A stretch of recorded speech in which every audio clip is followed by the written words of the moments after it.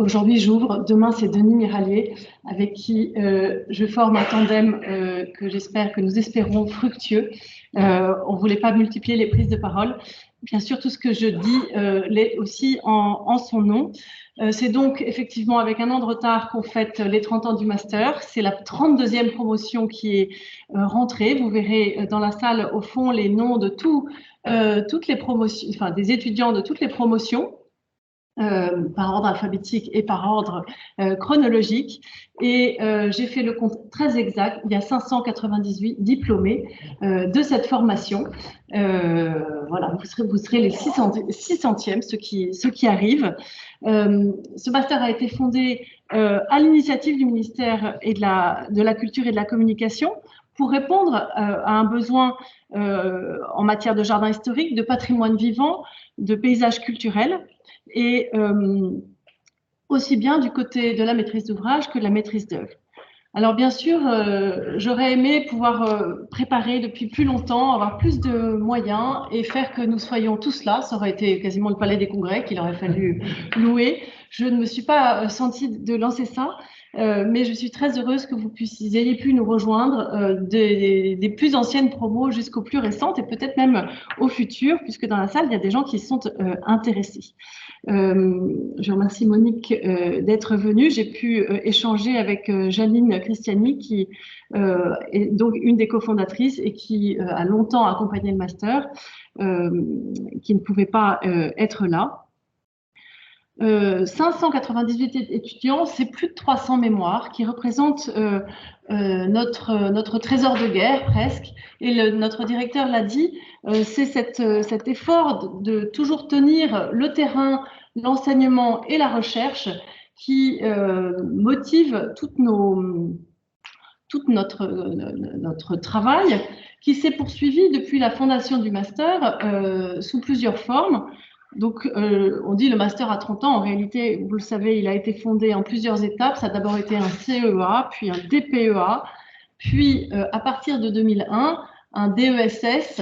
Et on est rentré là dans un type de formation universitaire, alors qu'avant, c'était un diplôme propre aux écoles d'architecture. Et cet ancrage universitaire a permis qu'on soit accompagné, que le master soit accompagné aussi par nos collègues de l'université. Et je salue à cet égard Daniel Rabreau, qui au premier chef a rejoint le master à ce titre-là, puis Christine Mangin, Étienne Jolet et Jean-François Cabestan, lequel continue de nous accompagner. Et puis maintenant, nos collègues de Cergy, puisque vous savez que depuis 2019, le master accrédité par l'université de Cergy, non plus par un UFR d'histoire de l'art, mais par un UFR de géographie. Et pour marquer cette nécessité d'être situé et de partir du terrain, ça nous semblait intéressant, cette opportunité que nous avions, puisqu'il nous fallait rejoindre Cergy. On a donc préféré l'UFR de géographie. Donc le diplôme de master JHPP est ce qu'on appelle maintenant dans le langage universitaire un parcours 2, d'une mention territoire, culture, paysage et projet. Nous avons conscience, Denis Mirallier et moi, d'être les héritiers d'un projet original, moteur. Il nous oblige, c'est quelquefois voilà, un stress pour nous. On essaye de maintenir cette exigence des débuts et ceux qui viennent de boucler leur mémoire savent que c'est parfois pénible, cette exigence. Mais on essaye de pouvoir continuer à être fiers des mémoires qui sont produits et dont nous allons reparler dans un instant à propos de l'Atlas. Ce master aussi n'aurait pas pu exister sans toute l'équipe administrative qui l'a accompagné. Alors, j'ai pas eu le temps d'aller chercher dans les archives les plus... Il pourrait que je vous passe des images. Vous allez rire au passage. Je vous en passe. Voilà, celle que j'identifie comme la photo la plus ancienne. J'ai pas pu refaire toutes les recherches. Peut-être qu'on fera ça une fois. Mais voilà, Adeline Amon notamment, Janine Christiani. Je vais en passer d'autres. Donc, des équipes administratives, notamment plus récemment Elisabeth von Knechten, Christelle Bonal, Brigitte Beauchamp, François Tréhen et maintenant Marie-Christine Martinez qui m'a beaucoup aidée, qui est là au fond de la salle, que je remercie spécialement. De nombreux enseignants aussi sont venus de manière régulière et fidèle. En particulier, merci Marie-Hélène Bentière et Jean-Michel Sinsart au titre de ce compagnonnage que nous avons et de ce soutien fort du ministère de la Culture. Je les remercie tous spécialement. Des équipes d'assistants du master, je pense à Adeline Amon notamment, Sabine Van Cartuel, notamment, et beaucoup d'autres. Vous êtes pour certains dans la salle, et je vous remercie tous de cette fidélité, de cette constance. Georges Farhat, qui va apparaître sur quelques photos, a aussi été un artisan actif du maintien de ce master et notamment de sa transformation d'un point de vue universitaire. Il était professeur à l'école d'architecture, il a dirigé le master jusqu'en 2017, succédant à Janine et Monique, et en l'ancrant comme architecte et comme historien, comme maître de conférence donc à l'école d'archi, ce master au sein d'une école de projet, ce qui est très important et qui permet que nous offrions des passerelles aux étudiants de l'école d'archi dans différents cours. Alors, Kitri Deleg n'est pas là, mais c'est grâce à elle que j'ai pu dater, puisqu'elle était sur les 2 photos et qu'elle a été dans les 2 promotions. Elle a redoublé le master. Voilà, donc une autre, on reconnaît Jean-Michel et Georges qui apparaît sur une photo. Et Marie-Hélène, c'était, je crois, les photos d'avant. Je suis preneuse si vous arrivez à mieux dater. 99-2000. Ah, c'est bon, alors j'ai inversé. Bon, 99-2000. Merci, Jean-Michel. L'offre des masters en France est pléthorique, mais je crois que le JHPP a développé une approche originale et très professionnalisante, a contribué à inventer une méthodologie d'intervention avec une forte dimension terrain et notamment ses voyages. Là, on voit Denis apparaître sur la photo, qui se cache un peu comme d'habitude. Nous essayons de maintenir cette pluridisciplinarité des intervenants avec à peu près la moitié qui sont des professionnels qui viennent partager leurs expériences, leurs doutes aussi, et leurs attentes de ce que peut être le jardin. La promo 2003-2004 était très organisée, ils avaient fait un joli trombinoscope. Ces photos sont toutes de travers, je les ai prises dans le bureau, j'ai pensé qu'il fallait qu'on en remette. Voici donc ces voyages. Nous espérons donc que le master continue à être l'endroit où s'étudie, s'expérimente et se conceptualise de manière à le transmettre à un plus large public, la spécificité des jardins et l'importance de les étudier pour eux et pas seulement de manière relative au bâti.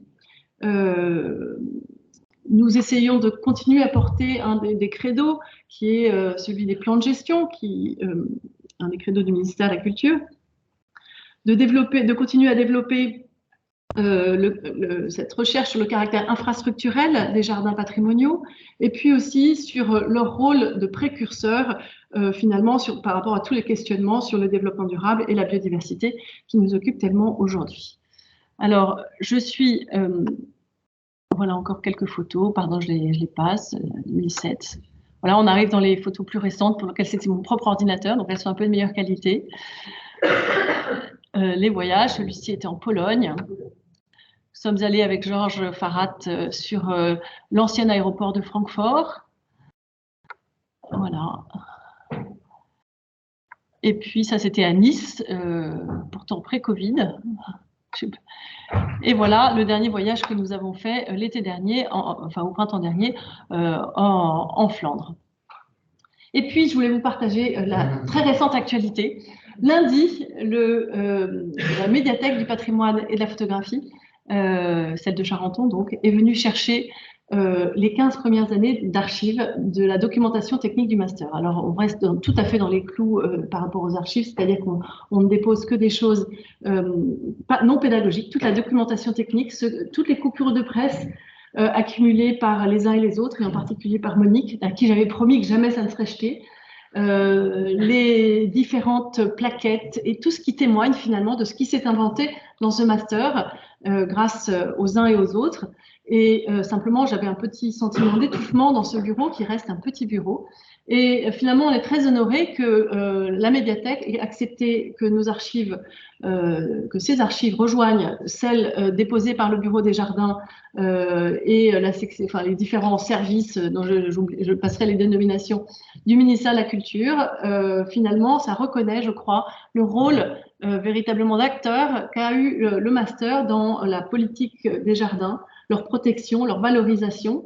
Et alors, peut-être qu'un jour, on déposera aussi les mémoires, je ne sais pas. Mais pour le moment, voilà, je vous dis, c'est tout frais. Et j'espère qu'ils vont vite pouvoir l'inventorier parce que je crois qu'il s'est inventé ici une matière qui ne se retrouve pas ailleurs, où on pourra refaire l'histoire de cette redécouverte, de ces errements. Et ça me semblait important symboliquement que ça puisse être fait avant cet anniversaire. Voilà, donc on a aussi une responsabilité à continuer à constituer avec rigueur le témoignage de ces recherches qui sont faites autour des jardins. Pour finir, nous reparlerons demain en clôture d'une manière dont peut-être ce qui est devenu presque un sigle, JHPP, pourra peut-être évoluer un jour pour inclure le mot écologie d'une manière ou d'une autre, puisque c'est un des reproches qu'on nous fait, jardin historique, mais c'est vieux, c'est pas à la hauteur des enjeux de l'environnement, de l'écologie. Peut-être qu'il faudra y penser. En attendant, ces journées vont être organisées en 3 sessions. Qui nous semble reprendre ce qui fait l'ADN du master. Cet après-midi, nous parlerons des différentes disciplines et du renouvellement des disciplines, cette transdisciplinarité dont a parlé le directeur et qui est si importante pour nous. Puis demain, nous aborderons la question des usages, des nouveaux usages auxquels nous avons à répondre, de nouvelles attentes, pour terminer par ce qui est pour le coup vraiment l'originalité, je crois, de ce qui s'est inventé ici, et notamment sous la houlette de Denis Mirallier pour les enseignements actuels, tout ce qui relève des dynamiques jardinières et la façon dont effectivement ce patrimoine est différent du patrimoine bâti. Voilà comment seront organisées les 3 sessions pour lesquelles je remercie les uns et les autres d'avoir accepté de répondre et de partager vos recherches. Nous finirons bien sûr par le terrain et nous irons donc vous avez eu 3 propositions de visite qui, là aussi, témoignent bien de différents regards qu'on peut avoir sur ce patrimoine paysager. Les jardins de Trianon et le jardin du parfumeur récemment créé, Fulvia Grandizio, qui est quelque part, voilà, qui est là, en est la jardinière, la créatrice, et a accepté de nous guider. Je la remercie beaucoup. D'autres pourront aller, avec Véronique Ciampini, se pencher sur 20 ans de savoir-faire hydraulique et au gré des restaurations qui se sont faites dans les bosquets et de transmission de ce savoir-faire. Et puis, nous irons, grâce à l'appui de l'agglomération Versailles Grand Parc, visiter la plaine de Versailles et tous les enjeux plus actuels qui s'y déroulent. Vous savez que c'est notamment le lieu des Jeux Olympiques. Donc je remercie beaucoup l'agglomération de Versailles Grand Parc. Peut-être Manuel Pluvinage nous rejoindra-t-il cet après-midi. Et puis le parc, château et musée de Versailles pour cet appui pour l'organisation des visites. Voilà, je vais rapidement donner la parole d'abord aux anciens, ou est-ce que l'association des anciens peut-être, voilà. Et puis je vous partagerai ensuite ce projet d'atlas avec Élie.